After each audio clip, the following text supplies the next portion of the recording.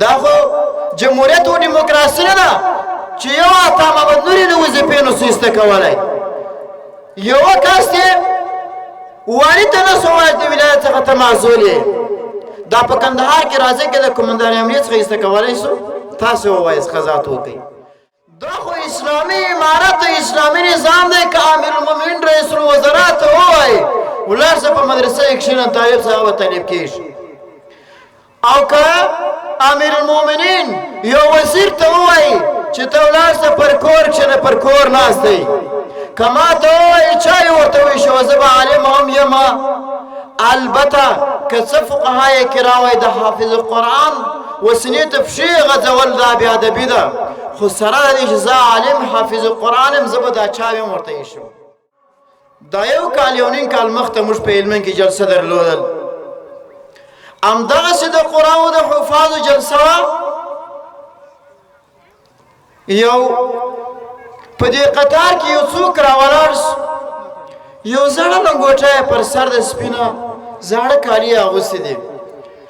هغه استاد محترم د قرآن و زما ملګری و بیا مې پوښتنه ځینې وکړ ما ویل دا ولې دا رقمې جامې نه لري خو تا به غږ کړی موږ به خپلې اتفام سپمولی نه وای ول یا په ژړا سو راته ول دا د فلانکي قاري ورور دی چې نن یو حرف هم نه زه تبرکن دا لنګوټه پر سره کوم چې کورنۍ یې مایوسه نه سي هغه پرون تللی خپل قریبان یې خبرول دپاره دی چې زما سبا فراغت غونډه د جلسه مې ده قرت د ستارې فضیلت در سر تاومه خو اربکیانو د کلیه دا قاري صاحب په شهادت رسولی دی نن یې د کورنۍ دا غړی پر ځای راغلی نایب یې دی صرف د سربندي ورته کوو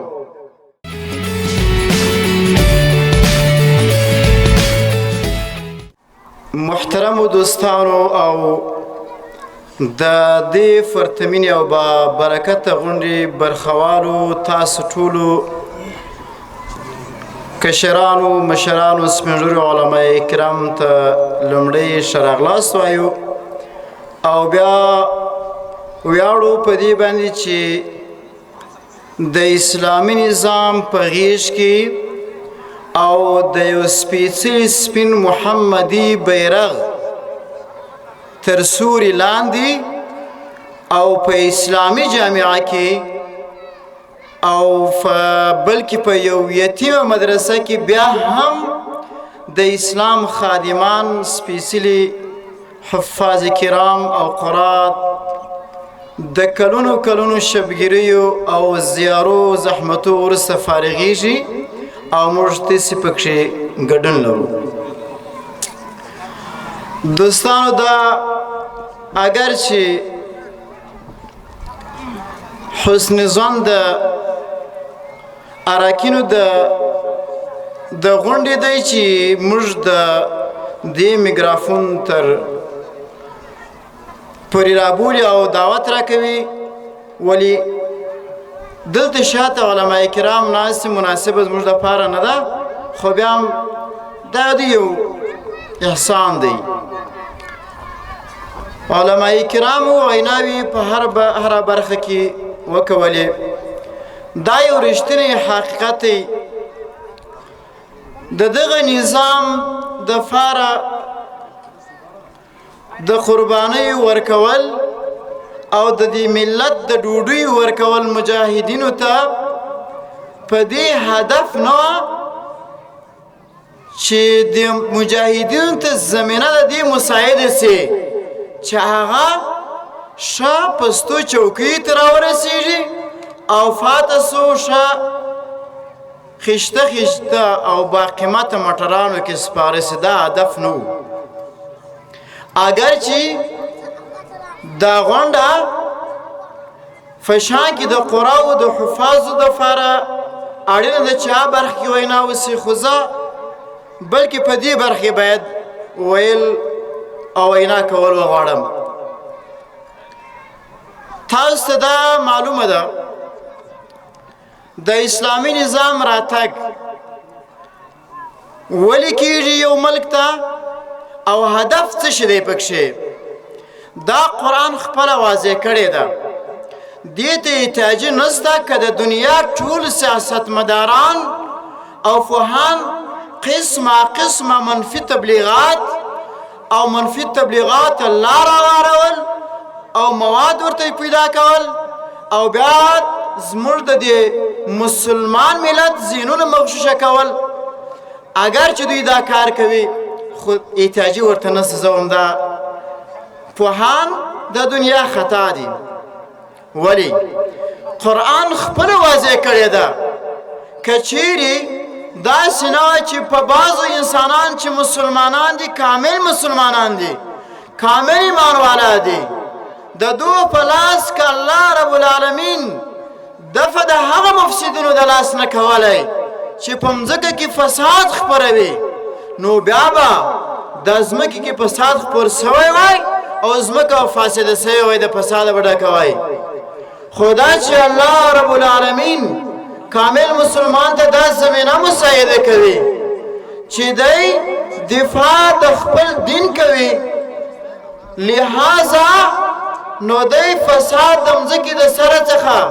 ټولوي د پاره د دې چې د الله حکم دی چې د الله پر ځمکه باندې د الله د رسول او د الله حکم جاری او د الله دین نافذ سي. نو زه وایم د قربانیو، د زندانونو، د زولنو، د سکنجو، د علماو د شهادت، د مجاهدینو شهادت، دا کونډې و تورسري یتیمان، دا یو کال یو نیم کال مخته موږ په هلمند کې جلسه درلودل، همدغسې د قرآن د حفاظو جلسه وه. یو په دې قطار کې یو څوک راولاړ سو، یو زړه لنګوټه پر سر د سپینه زاړه کالي یې اغوستي دي. هغه استاد محترم د قرآن زما ملګری و، بیا یې پوښتنه ځینې وکړ، ما ویل دا ولې دا رقمې جامې نه لري خو تا به غږ کړی موږ به خپلې اتفام سپمولی نه وای. ول یا په ژړا سو راته ول دا د فلانکي قاري ورور دی چې نن یو حرف هم نه زه تبرکن دا لنګوټه پر سره کوم چې کورنۍ یې مایوسه نه سي. هغه پرون تللی خپل قریبان یې خبرول د پاره دی چې زما سبا فراغت غونډه د جلسه مې ده، قرت د ستارې فضیلت در سر تاومه، خو اربکیانو د کلیه دا قاري صاحب په شهادت رسولی دی، نن یې د کورنۍ دا غړی پر ځای راغلی، نایب یې د صرف د سربندي ورته کوو. دا هغه زموږ خوشحالي وې چې کلو کلو به یو فرزند و بچي ته مور و پلار په امید وه، سبا به د ستربندي و، نن به هغه مفسدینو چې په شرابو باندې نشه، په چرسو رویینو باندې نشه کسان به پر سر د قدرت حاکمان وه، شاته به یې کفارو لاسو حمایه به یې کول، پیسې به یې د فساد لپاره ورکولې، نجونې به یې ورته راوستلې، رقاصۍ به یې پکولې، شرابخوري یې کولې، د پاره د دې چې د دین ډیوه پر مځکه باندې بله نه سي. زموږ قرآن حافظان به په وینو رنګین وه، جلسه په وینو رنګینه وه،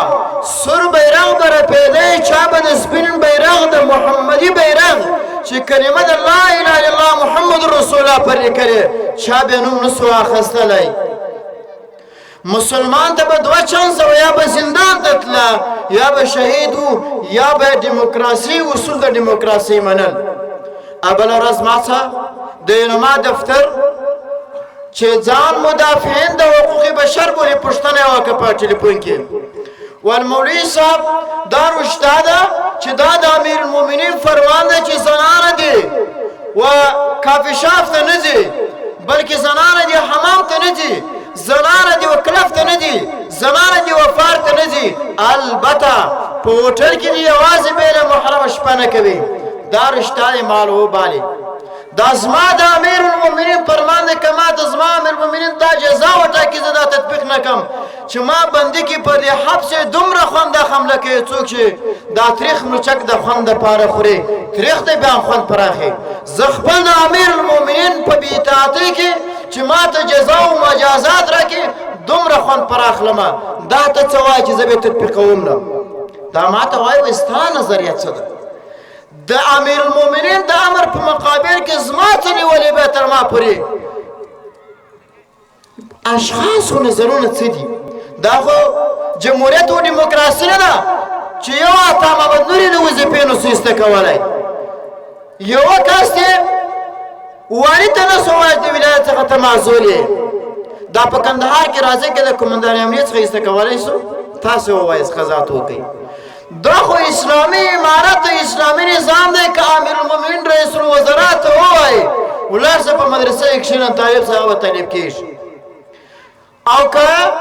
امیر المؤمنین یو وزیر ته ووایي چې ته ولاړ شه پر کور کښېنه پر کور ناست دی که ما ته ووایي چا یې ورته وایي شو زه به عالم هم یم البته که څه فقهای کرام وایي د حافظ قرآن